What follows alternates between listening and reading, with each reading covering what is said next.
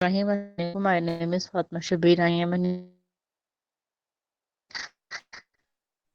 आज का जो मेरा टॉपिक है, हम बात करें लिवर के बारे में कि ऑब्वियसली जब भी लिवर के अकॉर्डिंग हम बात करें तो लिवर जिस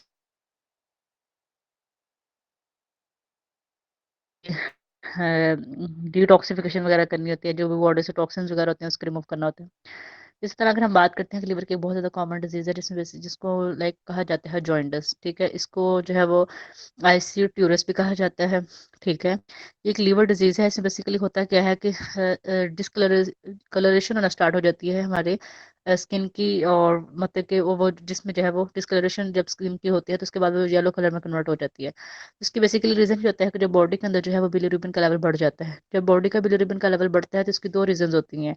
यहाँ तक ये होता है कि हाई आरबीसी जो रेड ब्लड सेल्स होती हैं, उसकी ब्रेकडाउन की वजह से जो है वो बिलीरुबिन ज़्यादा बढ़ना स्टार्ट हो जाता है, जिसकी वजह से जो है ये लिवर सेल्स को जो है इसको प्रोसेस करना जो है वो जब ऑब्वियसली जब आरबीसी ब्रेकडाउन हुए, बिलीरुबिन का लेवल बढ़ गया। जब बिलीरुबिन का लेवल बढ़ जाएगा लिवर को, तो इस चीज़ को कंपेंसेट करने में लिवर को जो है वो ज़्यादा काम करना पड़ेगा। अगर हम बात करते हैं कि जो हमारे आरबीसीज की ब्रेकडाउन होती है, ये दो तरह की हो सकती है। या तो एक तो जेनेटिक डिजीज की तरफ की वजह से हो सकती है, लाइक सिकल सेल एनीमिया है या थैलेसीमिया।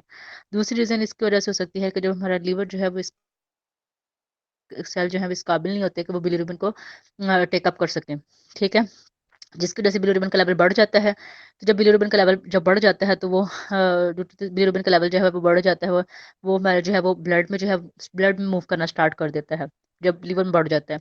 तो ये जॉइंटिस कॉज कर देता है। लीवर के सेल जो है वो अफेक्ट हो सकते हैं। कैसे हो सकते हैं?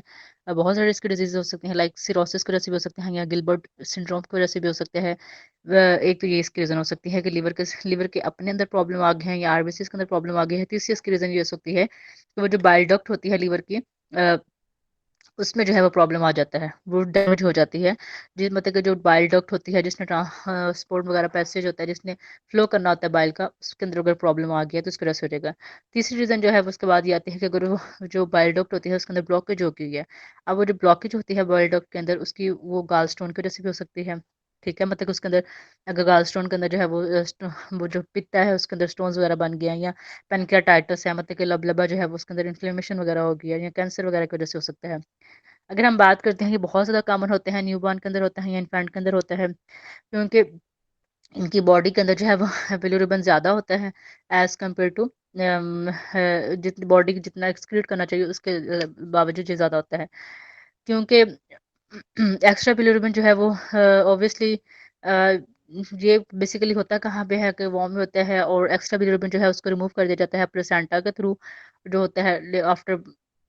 लेकिन सम टाइम क्या होता है कि आफ्टर बर्थ जो है वो इस मतलब इसको रिमूव कर दिया जाता है प्लेसेंटा को।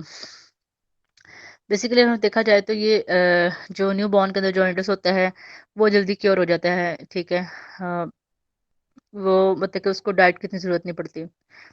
इसके अलावा अगर हम बात करते हैं कि प्रेग्नेंट वुमेन जो है वो भी जो है वो अगर जो है वो ऑलरेडी जो है वो पहले जो है वो इस चीज़ का जो है वो शिकार हैं, मतलब कि प्रेग्नेंट वुमेन जो है वो भी अगर पेशेंट है, पहले ही जॉन्डिस की पेशेंट है, अगर उनका फैटी लिवर हो गया हुआ है ड्यूरिंग प्रेगनेंसी, या इंट्राहेपेटिक कोलेस्टेसिस हो गया हुआ है प्रेगनेंसी में, तो उसकी वजह से जो है वो उनको भी ये जॉन्डिस हो सकता है। मतलब कि अगर प्रेग्नेंट वुमेन जो है वो अगर पहले ही जो है वो इसके शिकार है जॉन्डिस, मतलब कि तो वो हो सकता है।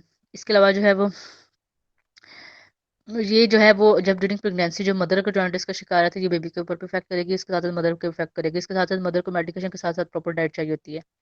जॉन्डिस एक ऐसी डिजीज है, ये बहुत ज़्यादा कॉमन होती है मोस्टली लोगों के अंदर, जिनके वो लोग जो कि जिनका लीवर जो है वो ठीक नहीं होता, जहाँ तो जिनका लीवर जो है वो पूरे जो है वो वर्क नहीं कर रहा होता। ठीक है, बहुत सारे रीज़न हो सकते हैं, लाइक जैसे बताया है कि बिलीरुबिन का लेवल बढ़ जाता है। जॉइंटिस को हम कैसे डायग्नोस कर सकते हैं? बहुत सारे इसके सिम्टम्स होते हैं, लाइक जिनको जॉइंटिस होते हैं उनका जो वाइट एरिया होता है आई का वो येलो हो जाता है, या तो उनकी स्किन जो है वो जो पर्सन जो कि उनको जो है वो जॉइंटिस वगैरह होता है, या आइटिनियस होता है, इचीनेस होती है, प्यूटिनेस होता है, abdominal पेन होती है, abdomen में पेन होती है, क्योंकि ब्लॉकेज जो होते हैं ना बॉयल डॉग के अंदर, इस वजह से। तो बहुत सारे लोगों का जो है वो इस कंडीशन में जो है वो एक सबसे पहले बात ये आती है कि येलो हो जाएगा, abdomen पेन हो जाएगी, फीवर हो जाएगा, वेट लॉस हो जाएगा, अनइंटेंशनल तौर पे वॉमिटिंग होगी, फीवर हो सकता है, और पर्सन का जो है वो डार्क रीजन भी होगा इसमें। और स्टूल का कलर भी जो है वो येलो कलर का होगा। बहुत सारे सीरियस कंडीशन में क्या होता है कि पेशेंट को जो है वो डेथ डेथ भी हो सकती है। बहुत सारे सीरियस इलनेस की वजह से, डिजीज की वजह से बेसिकली होता क्या है कि इसको टाइम पे क्योर करना बहुत ज़्यादा ज़रूरी होता है। अगर इसको टाइम पे क्योर ना किया जाए, परमानेंट डैमेज, तो ये पेशेंट को जो है वो बहुत ज़्यादा बैड इफेक्ट पड़ सकता है। तो इसके लिए चाहिए होता है कि पेशेंट को हेल्थी डाइट दी जाए, जितने भी एसेंशियल न्यूट्रिएंट्स हैं पेशेंट को प्रोवाइड किए जाए।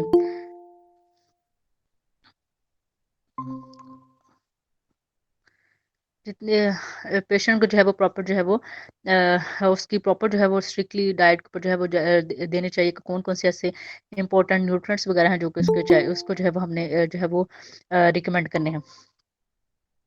हम्म, इसके लिए अगर हमने मेन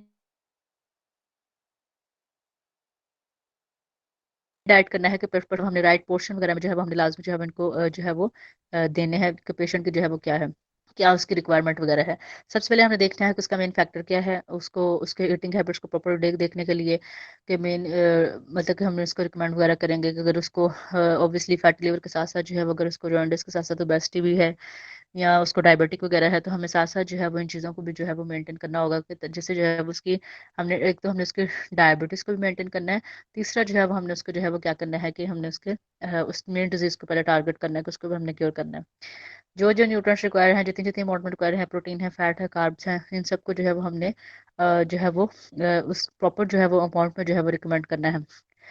मेन बात यह है कि सबसे ज़्यादा इसमें जो मेन फोकस आता है वो आता है डाइट के बारे में, ठीक है, कि डाइट जो है वो हमने इसको मेनली इसमें जो है वो उसका बड़ा इंपॉर्टेंट रोल है।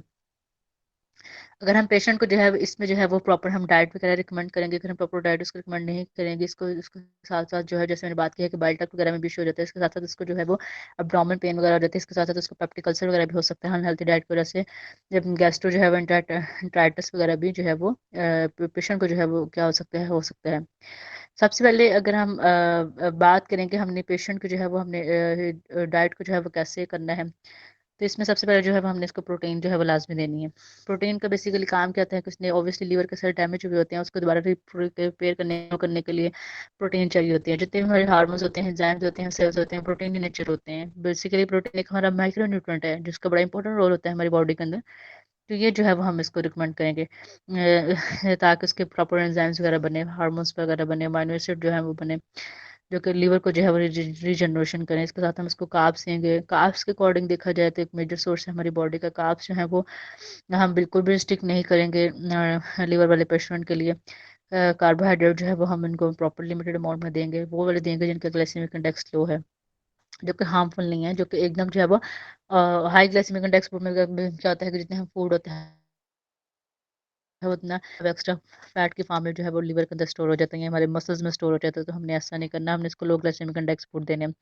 डाइटरी फाइबर हम देंगे, बहुत ज़्यादा ज़रूरी है। गालस्टोन जैसे जो कि अफेक्ट कर रहा है लीवर को, उसको रिमूव करने के लिए जो है वो हम इसको फाइबर देंगे। तो इसके साथ साथ डाइटरी फाइबर में जो बेसिकली करेगा क्या करेगा, जितना भी एक्स्ट्रा फैट है उसको अब्सॉर्ब करेगा, शुगर जो भी बॉडी के अंदर जो इफेक्ट करेगी लीवर को उसको अब्सॉर्ब करेगा, रेगुलेट करेगा जो प्रोग्रेशन होती है बाइल की लीवर के अंदर, लो करेगा रेगुलर बोल मूवमेंट जो है वो बेटर हो, कोलेस्ट्रॉल जो बड़ा होता है उसको कम करेगा, शुगर लेवल को मेंटेन करेगा, अनवांटेड जो फैट जो ग्रो कर रहा है उसको कम करेगा। फाइबर का बड़ा इंपॉर्टेंट रोल होता है हमारी बॉडी के अंदर, उसने इंप्रूव करना होता है हमारे मेटाबॉलिज्म वगैरह जो भी होता है, डिक्रीज करना होता है, जो फैट टॉक्सिन्स वगैरह इकट्ठे हुए होते हैं उनको डिक्रीज करना होता है। इसके अलावा हम बात करेंगे vitamin A, B, C, D जो है बड़ा एसेंशियल न्यूट्रिएंट है इनका लिवर को, हेल्थी लिवर को। इसके साथ साथ हम इनको विटामिन B12 लाजमी देंगे। ऑब्वियसली आरबीसीज की प्रोडक्शन डिस्ट्रक्शन हुई होती है, तो आरबीसीज को बनाने के लिए विटामिन B12 चाहिए होता है। तो आरबीसीज को बनाने के लिए जो है वो हम इसको विटामिन B12 रिकमेंड करेंगे।